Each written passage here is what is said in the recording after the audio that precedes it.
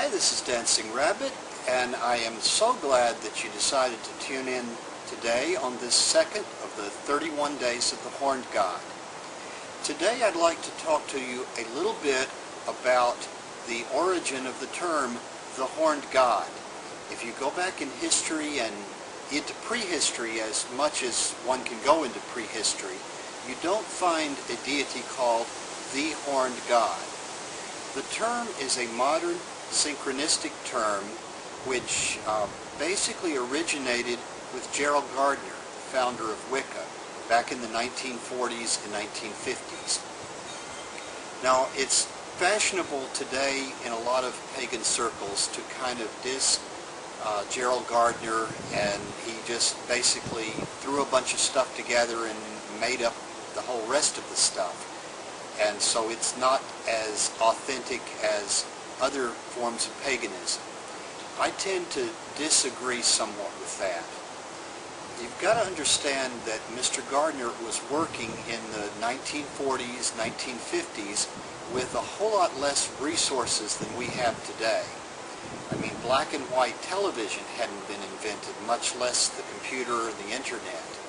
And so what he was working with is his memories of his experiences with the New Forest Coven, which was probably a family tradition British witchcraft group, and what he could do in the little bit of library research that he was able to do.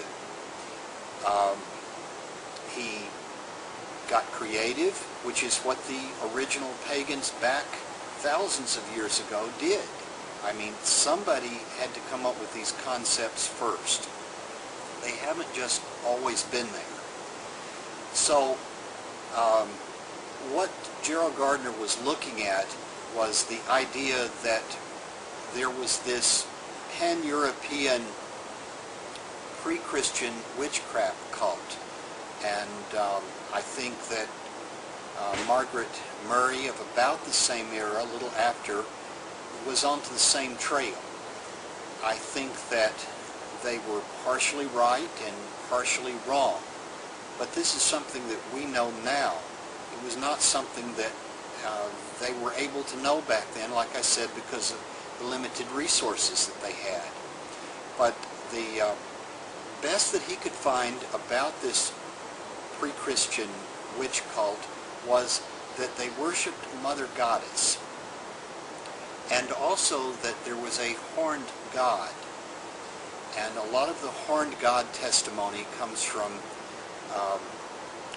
testimony under torture during the Inquisition, during the burning times.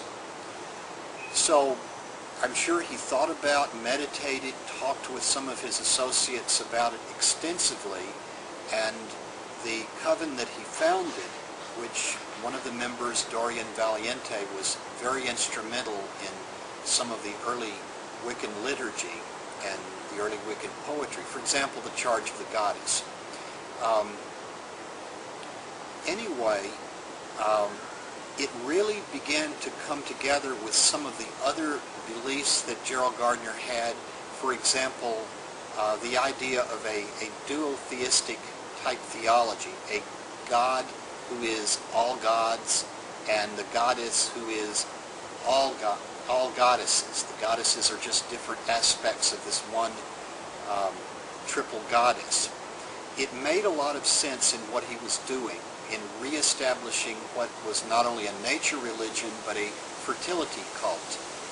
Most higher forms of life, animals and plants, reproduce with male and female coming together. And so he saw this in the grand scheme of things, in nature, the universe as a whole, as the god and the goddess coming together. And so began the myth of the Wheel of the Year. Now, when I use the word myth, I'm not using it disparagingly, as if this is something that's made up, it's not to be believed.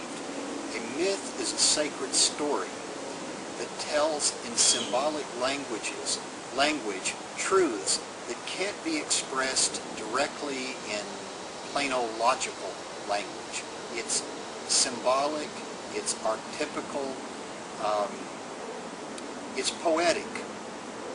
So the idea of a god, a horned god, and a mother goddess went real well with what he was trying to do, and it worked for him. And it worked for his coven. It's worked for Gardnerian traditional Wiccans ever since. And with Raymond Buckland coming to America and opening up Wicca to non-coven, to solitaries, and to people who are not in an initiated lineage. And you can say that solitary eclectic Wicca is not really Wicca. And I don't want to argue about terms, as it doesn't really matter. My point is, it's a little bit like Christianity. There's Roman Catholicism, and there's the various Protestant denominations. There's traditional Wicca, and there's the various solitary, self-initiated, eclectic, non-traditional Wiccas, or neo-Wiccas, if you will. So this is the origin, at least the modern origin, of the idea of the horned god.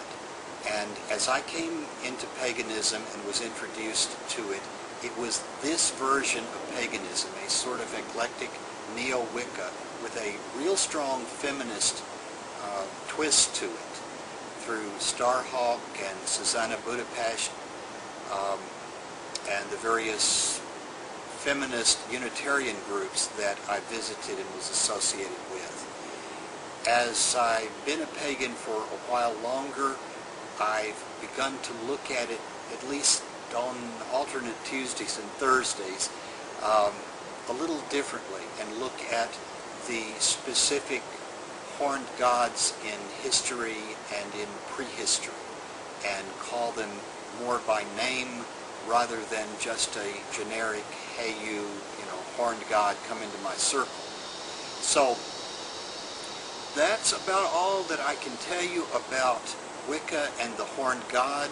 I'm sure that those of you who are initiated traditional Wiccans know a whole lot more about the details of this than I do, and perhaps some of the details that I think I know are actually incorrect.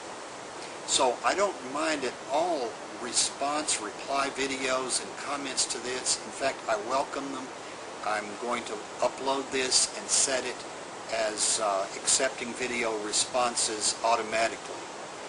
Anyway, before I ramble on and this becomes too long, I want to say thanks for watching. Thanks to about the 5 or 6 of you who've already mirrored the first day video and have sent the email in entering the contest. I think that this is going to just grow and grow, and by the end of it I may have to quit my day job just to keep up with printing out emails and filling out cards. But that would be a good problem to have. So, till tomorrow, this is Dancing Rabbit saying peace to you and yours.